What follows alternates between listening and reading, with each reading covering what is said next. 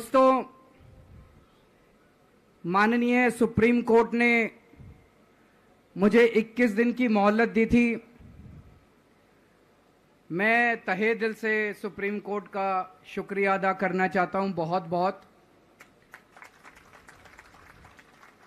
उन्होंने चुनाव प्रचार करने के लिए मुझे ये मोहलत दी थी।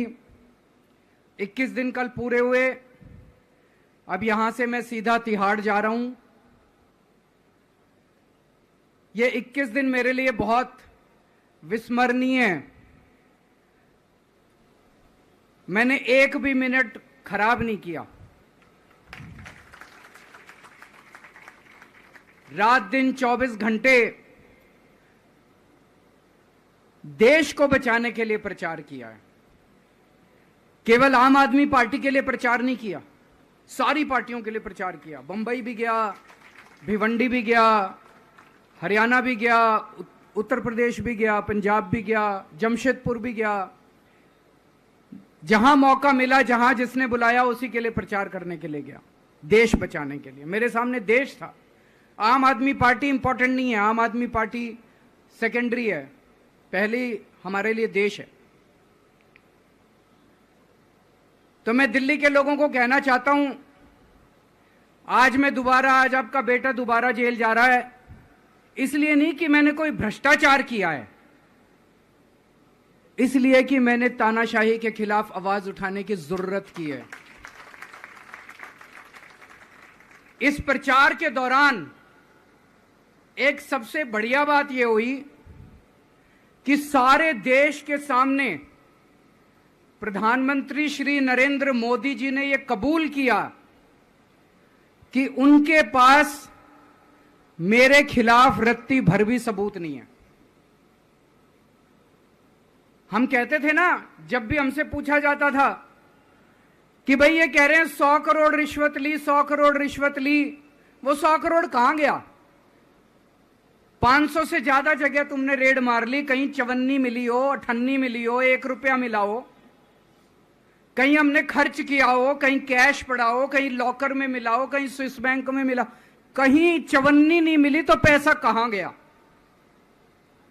तो एक टीवी चैनल के इंटरव्यू में उस टीवी वाले ने मोदी जी से पूछा कि प्रधानमंत्री जी, ये केजरीवाल चारों तरफ कहता घूम रहा है कि आपके पास उसके खिलाफ कोई सबूत नहीं है, आपके पास उसके खिलाफ कोई रिकवरी नहीं है, फिर आपने उसको गिरफ्तार कैसे कर रखा है? पता है प्रधानमंत्री जी ने क्या कहा? प्रधानमंत्री जी कहते हैं, मैं मानता हूं कि केजरीवाल के खिलाफ कोई सबूत नहीं है, मैं मानता हूं कि केजरीवाल के खिलाफ कोई रिकवरी नहीं है, क्योंकि केजरीवाल अनुभवी चोर है।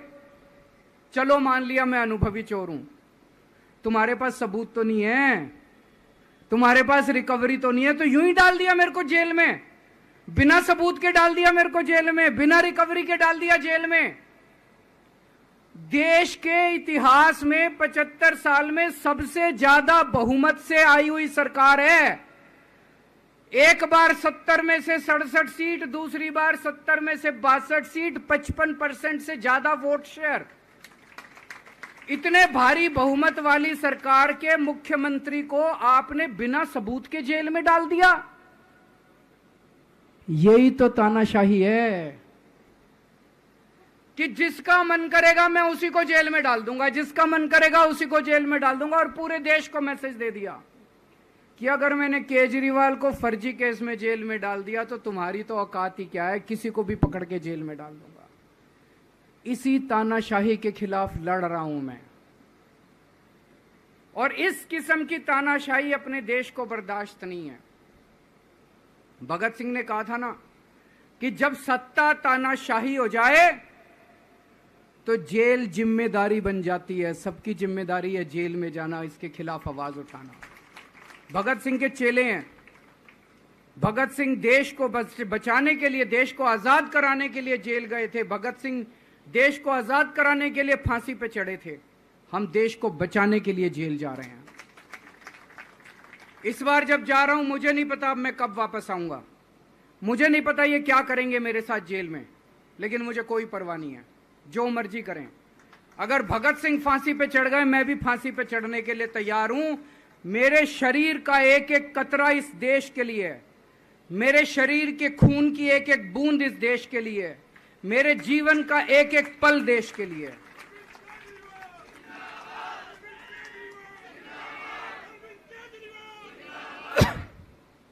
अभी मैं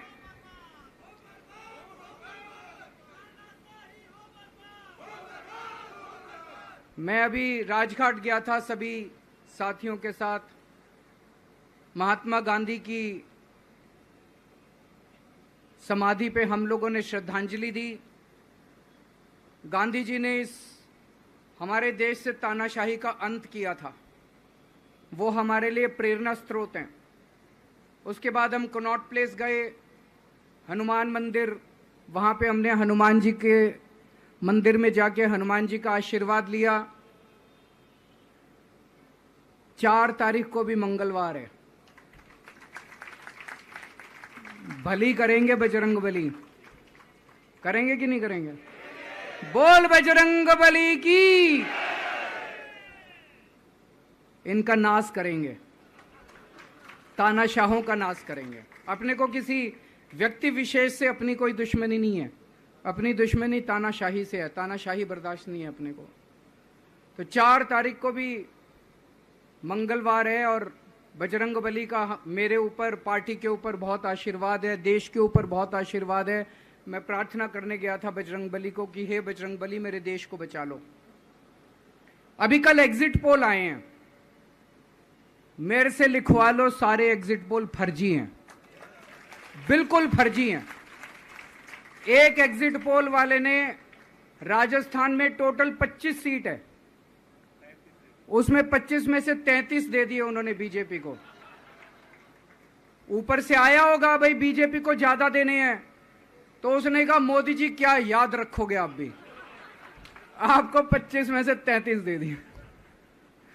तो पूरा का पूरा फर्जी है, पूरा एग्जिट पोल फर्जी है। लेकिन असली मुद्दा ये है, इनको गिनती से 3 दिन पहले फर्जी एग्जिट पोल कराने की क्या जरूरत थी, ये समझने वाली बात है। मेरे को भी समझ नहीं आया। कई सारे लोगों की कई सारी बातें चल रही हैं। एक ये चल रहा है कि इन्होंने मशीनों का घोटाला कर दिया, लेकिन मैंने संदीप पाठक को भी बोला है और मैं सारे इंडिया गठबंधन की पार्टियों को बोलना चाहता हूं, अपने अपने काउंटिंग एजेंट को बोल दो, पूरी तरह से सतर्क रहे। आखिरी तक अगर हार भी रहे हैं तब भी उठ के ना आए। कई बार क्या होता है, 1 राउंड में, 2 राउंड में, 3 राउंड में हार गए तो उठ के चले जाते हैं। उठ के नहीं जाना। सबसे लास्ट में रैंडम जितने बूथ होते हैं, ईवीएम मशीन होती है, उसकी पर्चियां पड़ती हैं। उन पर्चियों में से 5% पर्चियां उठाई जाती हैं। उन 5% ईवीएम की मैचिंग वीवीपैट की स्लिप से कराई जाती है। वीवीपैट पे जो स्लिप है उसकी काउंटिंग होती है, जैसे बैलेट पेपर की काउंटिंग होती थी, और उसकी काउंटिंग और ईवीएम की चेकिंग होती है दोनों की। एक भी मशीन अगर मैच ना करे तो वहां चुनाव रद्द कर दिया जाता है। तो अगर आपने ये चेकिंग कर ली वहां पे, तो इसका मतलब फिर ईवीएम का घोटाला हम बचा सकते हैं। फिर ईवीएम के घोटाला अगर कर रखा इन्होंने तो हम उसको एक्सपोज कर सकते हैं। तो सब लोगों ने लास्ट तक रुक के, आपका कैंडिडेट हार भी रहा है तब भी आखिरी तक रुक के आपको ये ईवीएम की चेकिंग करा के आनी है, ईवीएम और वीवीपैट की मैचिंग करा के आनी है।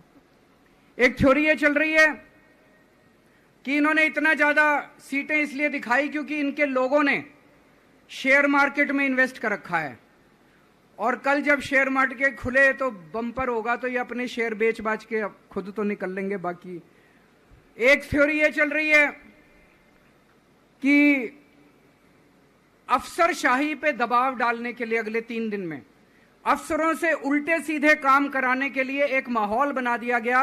भाई आ तो हम ही रहे हैं, तो हमारी बात मानो, उल्टे सीधे काम करो, काउंटिंग में गड़बड़ कराएंगे, सब कुछ करेंगे।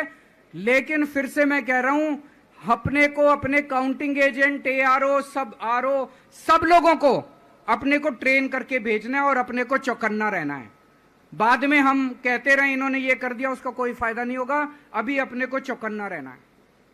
एक थ्योरी ये चल रही है कि अगर इन्होंने कल ही कम सीट दिखा दी होती एग्जिट पोल वालों ने, तो हो सकता है कि इन दोनों के खिलाफ आरएसएस में और बीजेपी में कल ही बगावत शुरू हो जाती। 4 तारीख तक इंतजार ही नहीं होता, हो सकता है। तो कई सारी थ्योरी चल रही हैं, लेकिन अपने को सतर्क रहना है, चौकन्ना रहना है। मेरा अपना मानना है कि 4 तारीख को इनकी सरकार नहीं बन रही है। ये एग्जिट पोल से घबराने की जरूरत ही नहीं है, माइंड गेम है इनका, माइंड गेम खेल रहे हैं। आपको डिस्करेज करने के लिए, डिप्रेशन में डालने के लिए बिल्कुल नहीं जाना। आप उससे जाओ कि आप जीत रहे हो, आप अपने उस कॉन्फिडेंस से जाओ कि आप जीत रहे हो, और आखिरी तक आपको बैठे रहना है, किसी भी हालत में बैठे रहना है आपको। हमें हर एक को लड़ना पड़ेगा। ये चुनाव किसी पार्टी का या किसी नेता विशेष का नहीं है। ये चुनाव इस देश को बचाने के लिए है, इस देश में जनतंत्र को बचाने के लिए है। जिसके लिए भगत सिंह, गांधी जी सब लोग लड़े थे, वही माहौल आज है। जिस तरह से हमने अंग्रेजों को हटाया था, आज इस सत्ता को अपने को हटाना है। तो मैं आप सब लोगों का, सभी साथियों का बहुत बहुत शुक्रिया अदा करना चाहता हूं। बहुत साथ मिला आप लोगों का इन 21 दिनों में। अब जब भी मैं लौट के आऊंगा फिर मिलेंगे आप लोगों से। तब तक के लिए अलविदा।